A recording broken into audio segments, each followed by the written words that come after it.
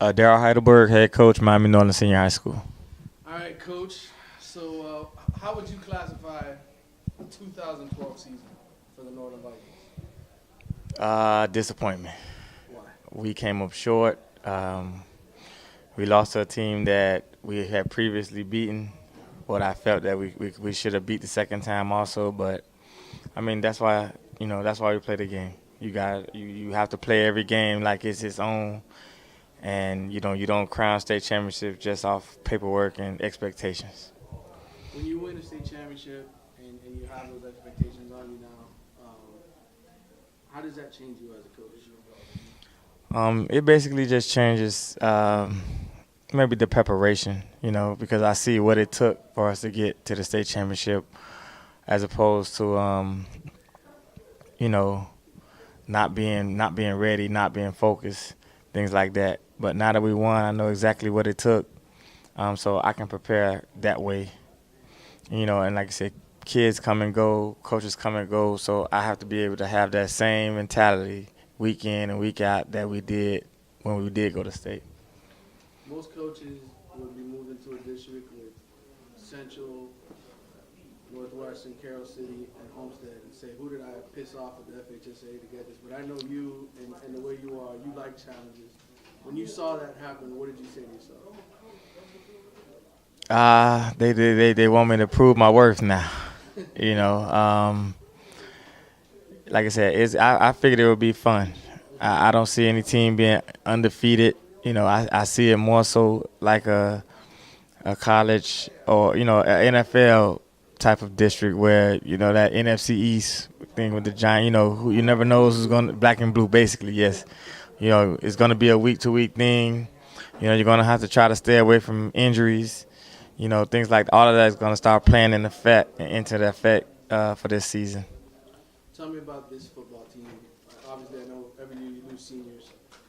Who are the kids? I know you brought a bunch of them here today, but the kids that you look at and you say, okay, this is a leader for me. Talk about the position they play and why they're a leader for you. Well, starting off, the quarterback, he came last year, middle of the season. We moved from Daytona, so he's had a full half a year, the full spring, things like that. He's going to be big for us. He has to, get us over that hump. We are heavily loaded on offense with returning starters, not just returners. We have returning starters with both of the receivers, Kendrick Edwards and Zaquan Tyson. Both were starters last year, so they should have no fear. There should be no misunderstanding what their job is, and it's to make plays. We may have to throw the ball more so this year than last year, and they're going to be the reason. Carrying the ball is going to be Khalil Murat. He's been in the program for 3 years. He's been there with Duke, with the other running backs that we have. He knows, what it takes. So as far as offensively, we shouldn't have no worries. I have 3 returning offensive linemen. So that's about 8 guys returning on offense. So that's going to be big for us. Don't play this till after the season gets started. So, not a lot of people don't know that. Defensively, my Mike linebacker is a returner, starter, Drayshawn Dean. I also have a few newcomers, who remain nameless. I'll let you write about them later on. My secondary is young, but they're very talented. So talented, I think we had 3 guys transfer away in the secondary just because they couldn't compete. So, I think this season is going to be pretty big for us. The Jackson coach, Antonio Brown, came in here and said that his goal is to score 100 points this season in a game. I know with running clock, it's impossible.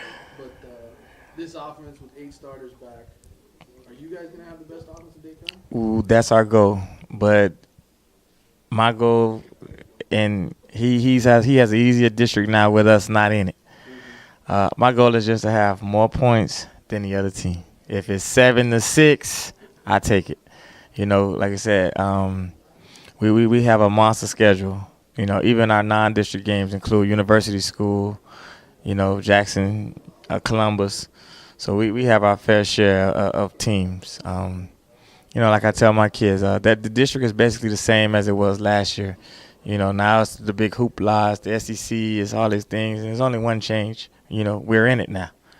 So we're gonna embrace that challenge, and see how it turns out. Last question for you. I know ultimately the goal is to win a state championship, win a district title, all that kind of stuff. If you don't do that, what do you still hope to get out of these kids in December? And you turn around and you say to yourself, I still had a successful season with these kids, and the kids got the most. Well, I explain to my kids the most important goal. As a head coach, my job is to get them into school. Whether we win one game or we win them all, getting them into school is the joy of being a head coach. Signing day is the best day of the year. To see the parents and the grandparents and little brothers and sisters, everybody's happy because their child is going to whichever school it may be to. It's not an individual thing. It's just, my child's going to school. As far as the season is, though, we have high expectations. We're in the district with some monster teams, but by no means will we play little brother. If that's the case, then I need to check my team. But I know my guys, and I know they're ready. So, we got a couple of number one nationally ranked teams on the schedule because we play Booker T also. So I think if my kids do what they're supposed to do, getting them into college shouldn't even be that hard because they will have plenty of film against the best of the best. And if, we can some kind of way squeeze out 5, 6, 8 wins, then we'll go from there.